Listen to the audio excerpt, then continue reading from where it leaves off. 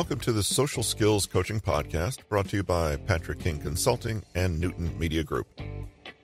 Today is February 23rd, 2022.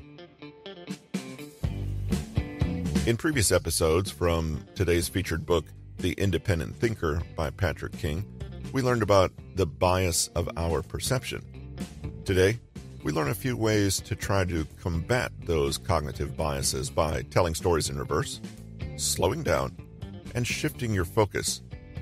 And then we follow that up by reviewing a number of studies that tell us that no matter how real and accurate they sometimes feel, our memories are frequently wrong. So don't forget to listen to the end of the podcast. Thanks for joining us today, and we hope you enjoy this episode.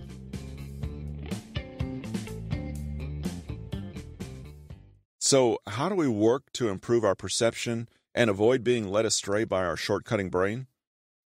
Of course, you can start immediately trying to be aware of them in your thinking and take note of how your perception is likely focused on speed rather than accuracy. But still, that feels inadequate against some of these thought patterns that have been left unchecked our entire lives. There are a few specific mental exercises that can help retrain your thinking to be clear-minded and measured. Practice thinking of alternative explanations. Instead of making a snap decision, alter your focus to accuracy and not speed. Take your time. Stop feeling anxious just because there's uncertainty or the lack of a clear decision. Don't write the story immediately. Try to think of multiple reasons or causes. Reserve your judgment and stop jumping to conclusions. For example, if you're sitting in your favorite coffee shop and you notice a huge drop-off in business, you might think it's because the quality of the coffee has declined. But it could also be because more people are making their own espresso drinks, or because it's summer and more people are doing other things outside.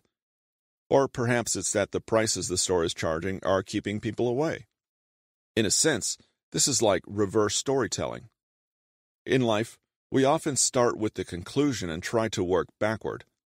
Instead of filling in all the blanks and identifying only one path to that conclusion, try to work backward and theorize multiple paths. You might try an exercise of taking a scene, a person, or any other thing, and observing 5 details or characteristics about it. Then, for each of those details, write down 5 possible causes that may have led that particular detail to be the way it is. Try to vary the potential causes you list, ranging from the plainly realistic to the downright bizarre. This will train your ability to create a story around every detail, thus giving you 25 trains of thought instead of the quickest and easiest for your brain to process. Most of us think only linearly in terms of cause and effect, but that's ineffective at best to understanding a situation. Reword your statements as questions. Think of something you consider a declarative, absolute truth. For example, e-books and e-readers are killing literature. That's a pretty strong statement, but try rephrasing it. Are e-books and e-readers really killing literature? The mere act of turning it into a question makes your brain start looking for answers. Instead of a conclusion, you've opened up a line of inquiry. Well, maybe e-readers are bringing more people to reading. That's good. They may be changing how we read, but they're not really killing how literature is made. Maybe I'm just overly sentimental about physical books.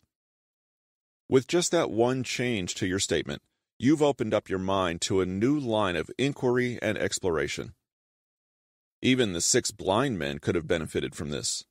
Instead of the one standing next to the elephant's tail saying, "I am definitely standing next to a willow tree," the situation would have been much improved by asking, "Why does it feel like I'm standing by a willow tree?" Get behind and challenge your assumptions. Let's say you have a very broad belief about poor people. They're poor because they don't want to work. Challenge that assumption immediately. Do poor people just not want to work? Or do they really have fewer opportunities? They've been closing plants and stores in town for a few years now. Maybe they don't have anywhere else to go. And it's hard to get the proper training for a skilled position when you can't afford it. What if there is something else that causes it? What if there are about 50 shades of gray to this matter? Am I saying something that fundamentally depends on an untested assumption? The harsh truth is that whatever you think you know about a topic, especially if it involves people's thoughts and motivations, you probably know only about 10% of what's truly happening. It's always best to be proactive about challenging your assumptions through self-interrogation and especially through valid news and information sources, including people who really have deep experience in the subject you're thinking of. It's uncertain where many of our assumptions come from anyway, so it's good to reevaluate them from time to time. Remove your need to be right. The truth is a separate pursuit entirely from this, and sometimes there's a stark contrast because you want to feel a certain way about yourself, especially in front of others. Truth becomes a lot easier to discern when you take your emotional rewards and punishments out of the equation and simply try to determine what's real. If you face opposition, it's just going to cause you to dig your heels in and deny, defend, and stonewall. You'll be seduced into caring more about dominating someone than understanding. You'll want to avoid that sour feeling of shame when conceding defeat to someone. Anyone. Even if you're right, very few people make friends by saying, "I told you so." Picture how a desperately stubborn person would act. Is that similar to how you are acting? Could anyone make an honest comparison between the two? Hopefully not.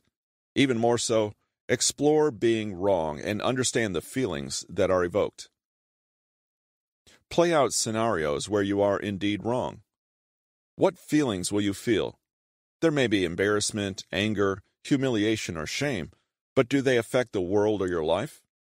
Only if you let them. Perception is only biased if you allow it to remain unchallenged. Memories are wrong. More frequently than we would like to admit, we are flat out wrong about what we think happened in the past. Our memories fail us constantly, but we'd never know because they also rewrite themselves. Just because our memories are capable of remarkable feats doesn't mean that they aren't subject to errors that are just as remarkable.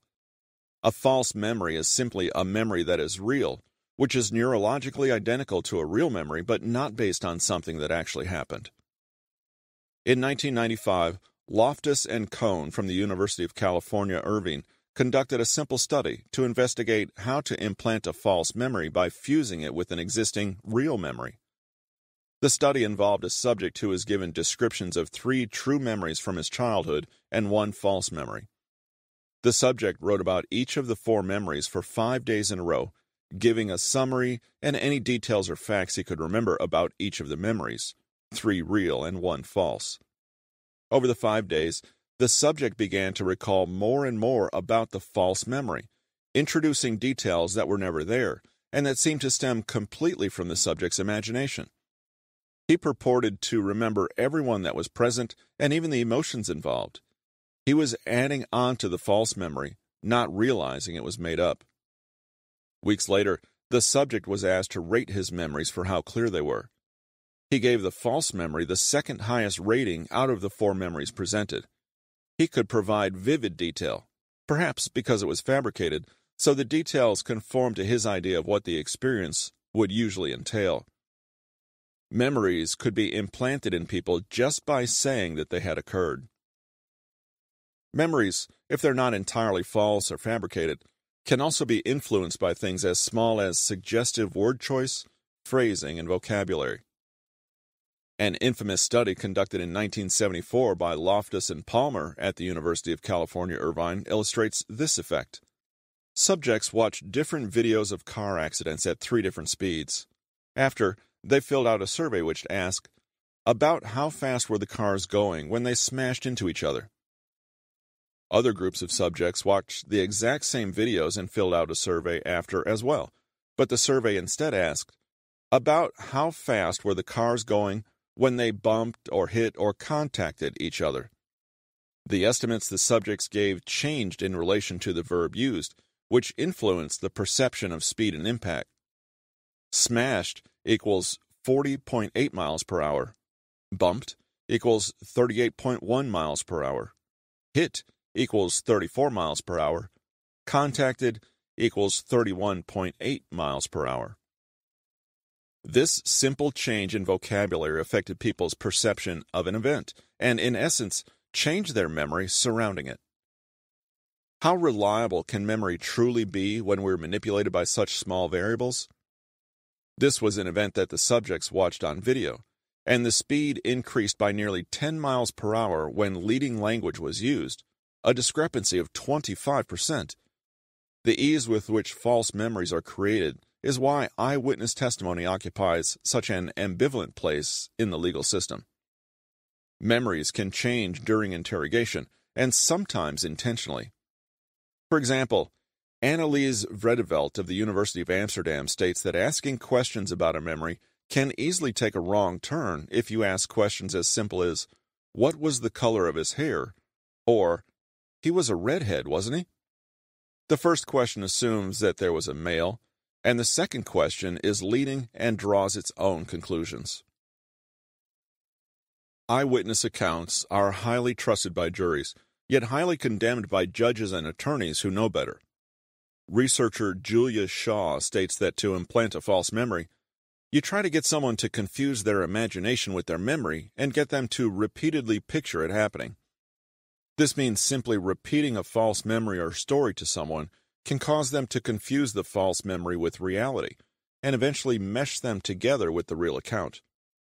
There's a very thin and blurry line between memory and imagination. Eyewitness testimony has been questioned since Hugo Munsterbergs' seminal 1908 book, On the Witness Stand. He questioned the reliability of memory and perception, and the legal community has taken notice ever since. What's scary is that research has shown that juries can't tell the difference between false and accurate witness testimony, often simply relying on how confident the witness is.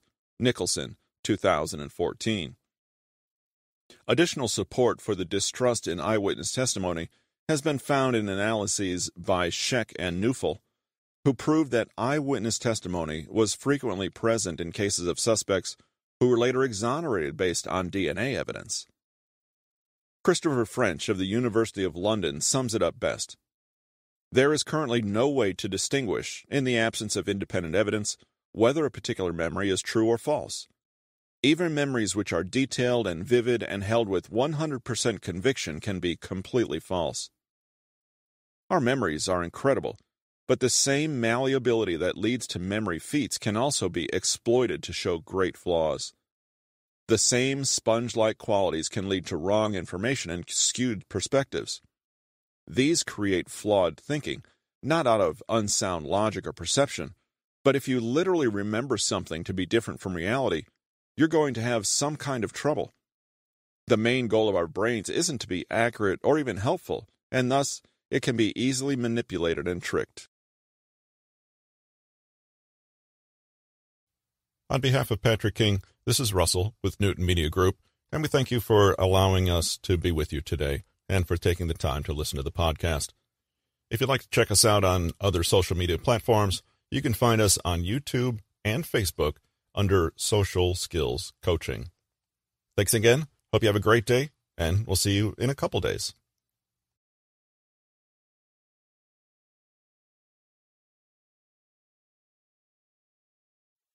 This has been The Independent Thinker, written by Patrick King, narrated by Russell Newton.